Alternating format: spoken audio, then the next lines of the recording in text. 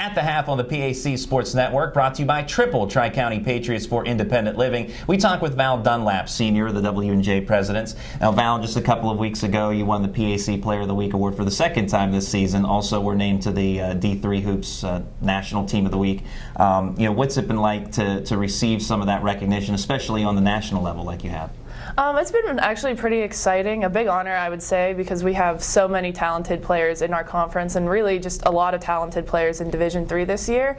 But again, something I couldn't have done without my team. We had all kinds of good passes, assists, people making plays, so I'm just really proud that we got both of those wins that week, so it's really exciting. Now, talking with Coach Gina DeRubo, who we just had on a short time ago, she said, how hard of a worker you are and have been from your time here at W&J.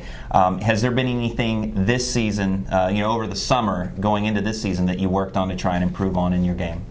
This season was actually interesting for me. I didn't have the traditional venues available to me that I did the past couple years. I was in Germany, so I was kind of learning their style of play and playing against some of the guys that I worked with over there. So that was interesting for me. And I think coming into this year, I'm more relaxed. Everybody's advice to me has been, it's your senior year, it's the last one, kind of the icing on the cake. So just take it one game at a time and enjoy it. So I think that's helped out a lot. Now, what were you doing in Germany? Was that school-related, athletics-related? Actually, I had a finance internship with Kennametal. They're based in my hometown of Latrobe. So I worked in finance for 12 weeks, and it was a really good balance for my major in economics and German.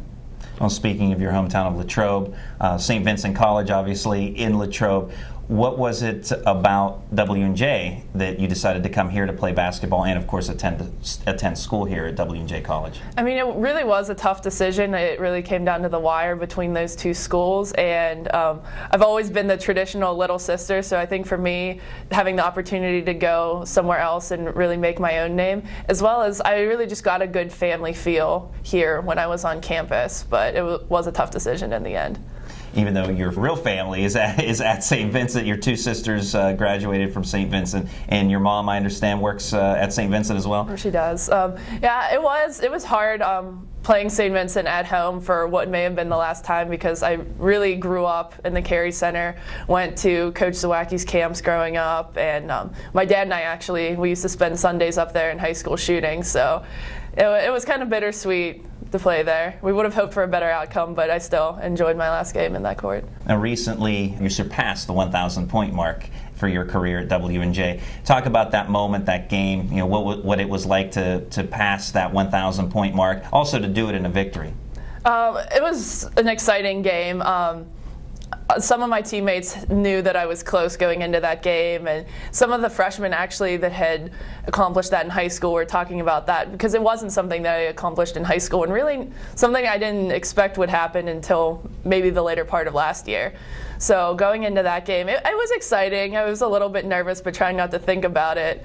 But yeah, when I ended up, it was hard because I couldn't really focus on that moment because we had to get back on defense. But I could hear my family was there. If you look at the video, our whole bench went crazy. And then once there was a stop and play, everybody came over and hugged me, and it was really exciting. Well, I'm sure that moment has to rank as one of them. But are there any particular moments now that you're a senior over your 4 years here at W&J that stand out as most memorable to you? I would still say sophomore year, probably beating St. Vincent to go to the PAC championship, because that year we were kind of the underdogs because we were a very young team.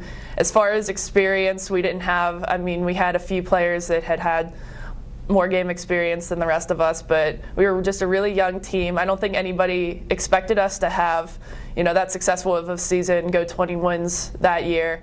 So that was really just an exciting moment, and really I think a turning point for our program going back to its original ways. We didn't have the best year my freshman year, but I think that was actually in itself a good experience because it was a motivation to work harder to get W&J back to where it had been in the conference. Now, looking at your future, any plans?